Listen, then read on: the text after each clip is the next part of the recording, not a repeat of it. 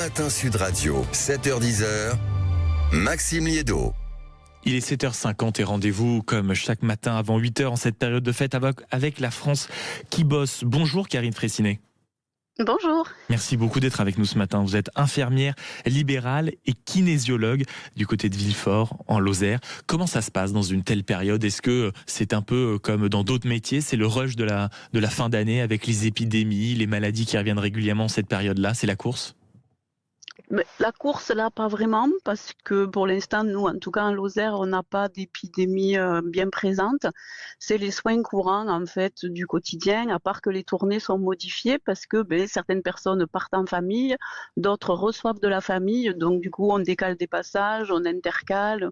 Voilà, ça demande de jongler. Et après, il y a toujours les interventions en urgence dans certains cas qui nous changent pas du quotidien, mais c'est des périodes un peu particulières parce que l'ambiance est différente. Parce qu'en fait, c'est de l'adaptation permanente. Oui, c'est une adaptation permanente et puis ça nous permet aussi de rencontrer les familles de façon plus élargie. Et est-ce que quand on est infirmière libérale comme vous, Karine, est-ce qu'on ne subit pas d'une certaine manière des laboratoires, des pharmacies fermées? Est-ce que ce n'est pas compliqué de parfaitement faire son métier avec ces fermetures, parfois des horaires contraignants, une absence de personnes? C'est-à-dire qu'il y a une organisation qui est faite à l'avance. Moi déjà, par exemple, je vérifie toutes mes ordonnances de manière à pas me retrouver sans médicaments le 24 au soir. Voilà, c'est une organisation où on se dit qu'effectivement, soit les gens ne seront pas là, soit ils seront là, mais nous, on doit faire quand même notre travail entre-temps. Et après, avec les partenariats, aussi bien laboratoire que pharmacie, il y a beaucoup de communication, ça se passe toujours bien. Et loin de moi l'idée d'être totalement inélégant, ma chère Karine, mais je crois que ça fait un peu plus de 30 ans que vous faites ce métier, c'est ça? Oui, c'est ça. Et comment vous l'avez vu évoluer depuis que vous le pratiquez? Quels ont été les changements qui vous ont frappé ces derniers temps, ces dernières années, ces 5 dernières années par exemple? C'est surtout, si vous voulez, le manque de coordination essentiellement avec les hôpitaux. Bien souvent, on est devant le fait accompli, la personne est sortie à 14h, elle est chez elle à 15 et il faut qu'on fasse toute l'organisation pour assurer les soins. Je pense que c'est dans l'air du temps, c'est-à-dire que on ne porte pas les uns les autres forcément de considération à ce qui se passe après.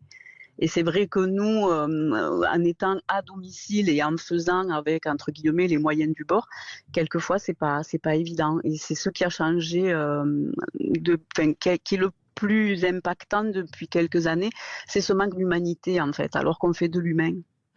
Et au niveau de la patientèle, je crois que c'est comme ça qu'on dit Oui. dans votre jargon, est-ce que vous avez vu des changements aussi, peut-être des gens étant beaucoup plus exigeants avec le personnel médical, se rendant compte que imaginant que c'est davantage quelque chose qu'ils doivent payer, donc ils s'attendent à un certain niveau d'exigence, c'est plus considéré comme aujourd'hui une sorte de consommation?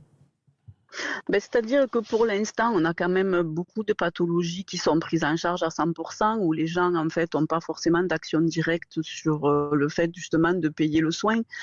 Donc, pour l'instant, nous, en tout cas, en milieu rural, on n'est pas forcément impacté par ça.